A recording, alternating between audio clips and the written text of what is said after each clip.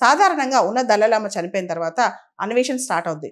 ఉదాహరణకి ప్రస్తుతం దలైలామాని ఆయనకి 2 సంవత్సరాల వయసులో ఆయన దలైలామాగా గుర్తించారనమాట. సో 1935లో 2 సంవత్సరాలున్న ఈ అబ్బాయిని దలైలామాగా అప్పట్లో గుర్తించారనమాట. దలైలామా చనిపోయినప్పుడు ఆయన తల ఏ డైరెక్షన్ లో ఉందో ఫస్ట్ ఆ డైరెక్షన్ లో నెక్స్ట్ దలైలామా పుడతారని నమ్ముతారు.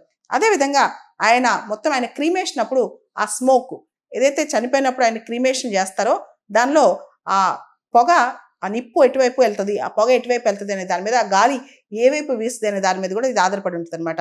ఆ తర్వాత లామాలందరూ కూడా చాలా సీనియర్ లామాలు అనమాట. టిబెట్ లో లామో లక్సో లేక్ ఉంటుంది అనమాట. ఆ లేక్ దగ్గర కూర్చుని సీనియర్ లామాలు మెడిటేషన్ చేస్తారు.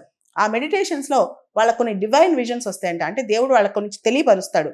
దాని ప్రకారం పిల్లలు ఎత్తుక్కుంటూ వెళ్తారనమాట.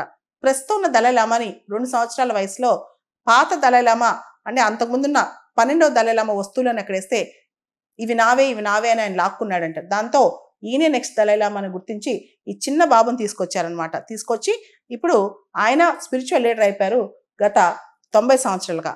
ఇప్పుడు ఎవరైతే తీసుకొస్తారో అలా దలైలామాని ఎతికి చిన్న బాబుని పట్టుకొస్తారో వాళ్ళకి Buddhist philosophies, scriptures, leadership responsibilities అంటే దలైలామాగా ఒక చిన్న బాబుని సెలెక్ట్ చేసిన తర్వాత పూర్తి స్థాయిలో చాలా రిగరస్ ట్రైనింగ్ ఇచ్చి వాళ్ళని టిబెటియన్ బుద్ధిజంకి స్పిరిచువల్ గురు మరియు పొలిటికల్ గురువుగా నిలుపుతారనమాట.